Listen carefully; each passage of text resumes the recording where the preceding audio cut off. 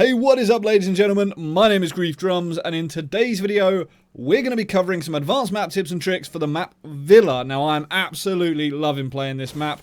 It is so nice. But what we're going to do is we're going to start by covering a few of the bomb sites. The first one is going to be the living room and library.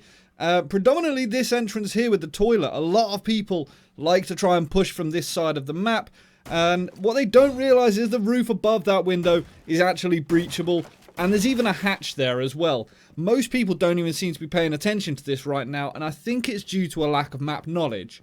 As a defender, if you come upstairs, you can open up all of this section here, get a really good line of sight down onto that window, or alternatively, you could leave that bit closed and open the hatch. What I've been doing is I've been opening that to get a nice angle, but I've also opened the hatch just so I've got some rotation to get back on site should I need to.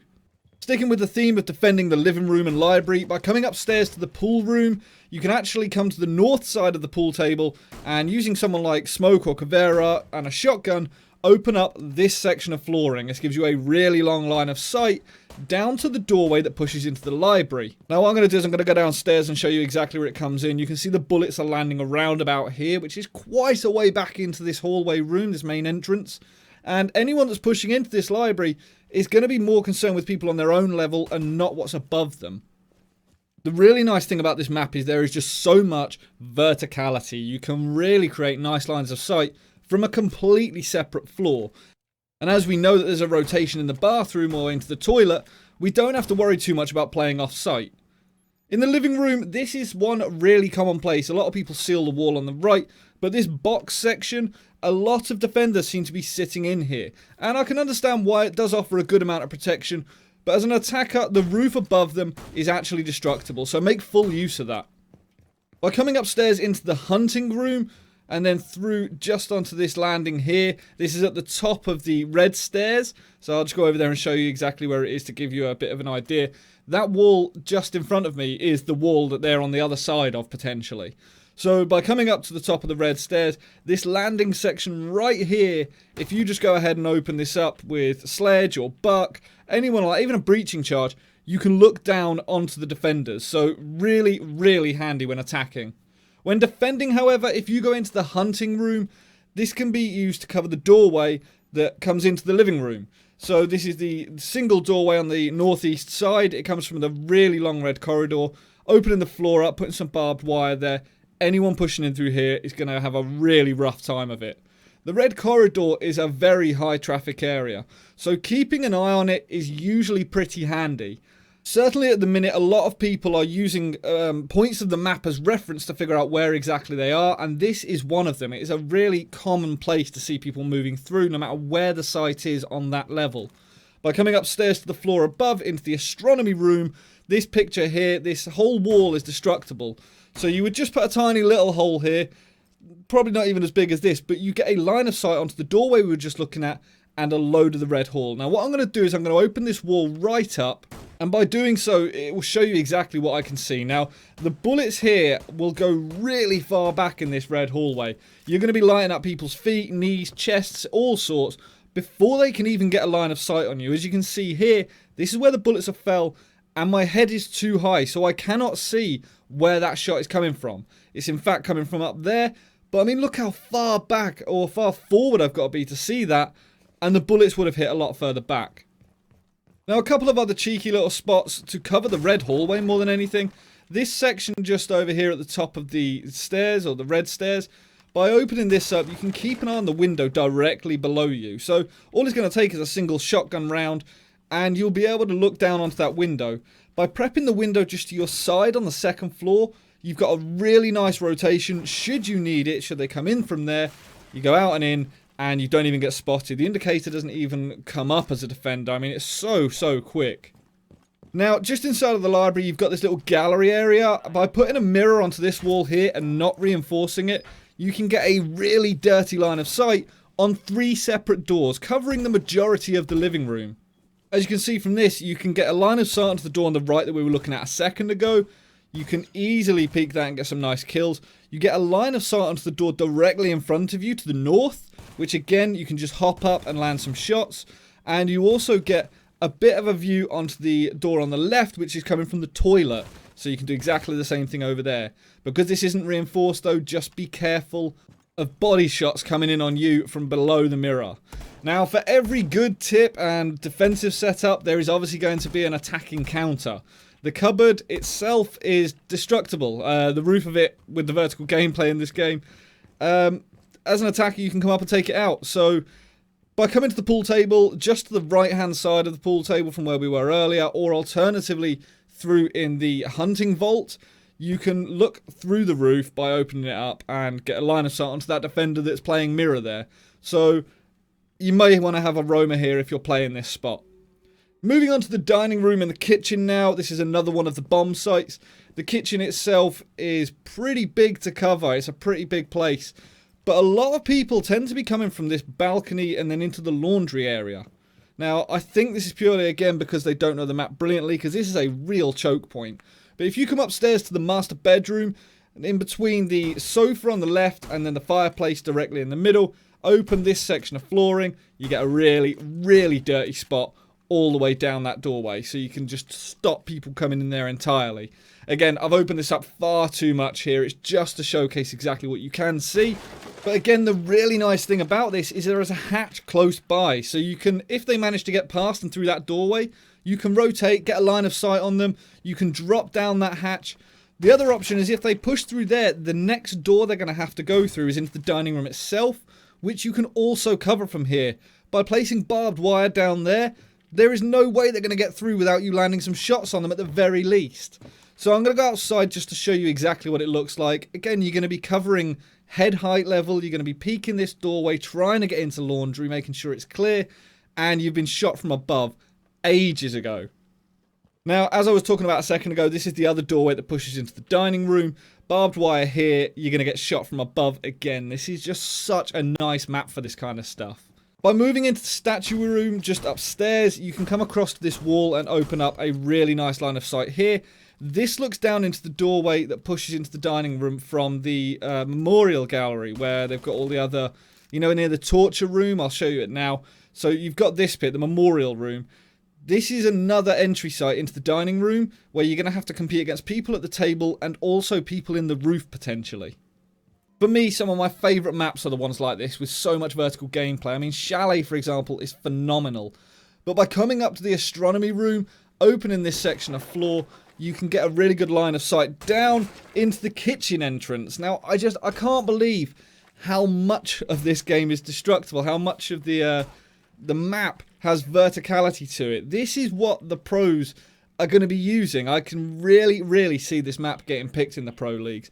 Anyone pushing through this china room into the kitchen itself, again, their feet are exposed long before their head is, so you're going to be lighting them up before they can look back at you. I'm genuinely having so much fun on this map doing stuff like this. This one I found out in a game the other day. By opening this section of the astronomy room, I did the whole thing as Sledge. And you get an entire line of sight of the entire corridor. Any rotating defenders do not stand a chance. You just light them up, and they don't expect it either. It's just insanely powerful. Other ways to defend the kitchen and dining room are by playing as mirror. You can obviously set up on this wall looking to the west, which covers the doorway from the hall we were just looking at. Or alternatively, by coming over and setting up a mirror here looking into the memorial room, you can keep an eye on these two doors. Now, you obviously get a nice line of sight onto the one on the left. The only thing is, the one on the right, if you go in to peek out to the right-hand side and shoot through there, that is actually indestructible. I don't know whether there's like a block of marble or something underneath there, but you cannot shoot through this, so don't try. Instead, a good thing to do is by playing this mirror, you can come to the left-hand side and you get a bit of a better angle. The other option when playing mirror is instead of placing it on those two walls, you can place it on this one here and look into the memorial room from that way, and this one here to look into the laundry. The only problem is when you're playing as mirror, if a twitch comes along and opens one of them, they're both kind of useless then, because you can't stay there. Now, moving on to defending upstairs, whether you're defending the aviation room and the games room on bomb, or the secure area study room, this section here, this balcony, is going to be a high traffic area. Now, one thing to note as a defender, whether you're defending these sites or not, this barricade looks onto essentially what is a spawn down at the ruins. So it's pretty cheeky and you can sometimes get a few picks here. It is very high risk though. With that balcony being such a high traffic area, one really cheeky little spot that I like to use is opening this section of flooring here and placing some barbed wire over the top of it. Now the barbed wire serves really well in hiding the fact that there is a giant hole there looking up, but by going downstairs below in the main entrance, you need to be careful of the door to your right, you can open up the floor and you get just a disgusting line of sight that as when people are peeking in, they're just not going to spot you at all. You can take people's heads off and even lob nitro cells up onto the balcony, and these go quite a way back. Now when it comes to defending the aviation room, the study, the games room, anything like that, we've found that instead of sealing it all up like most would, we've instead been opening it up like the kids' bedroom on House. There's two sections of wall just here, and the right hand side, if you put it over here, you're not covered by that door, you're going to get peeked by it. But the left hand side, you are covered by the wall and can instead protect yourself against that doorway. So let's seal this wall up here. I'm then going to put a mirror window on it to keep a line of sight onto the door straight in front and the window on the left. Now, I would put a rotation to the right of this if I was playing secure area and we were defending the study instead. But because I'm setting up for bomb, I'm not going to. From this window, I've got a line of sight onto that doorway there, and I've also got a line of sight onto this window. Anyone coming in is dead. As I said, be careful of this doorway behind you and have someone covering it. If the attackers are coming from the window that was on the left of that mirror window previously on the east side of the map, they need to be really careful of this. This window over here actually is the bedroom. As a defender, it's really nice to come across here, put a couple of shots into this, especially if you've got an ACOG, and then you can get a line of sight onto that window and anyone pushing it. This same window can be used to spawn peek onto people running down from the ruins, but it's a pretty common one. It's one that I've killed quite a few people at because it's quite obvious. So if you're going to do that, I'd be really, really careful. But hey, you might get some picks every now and then.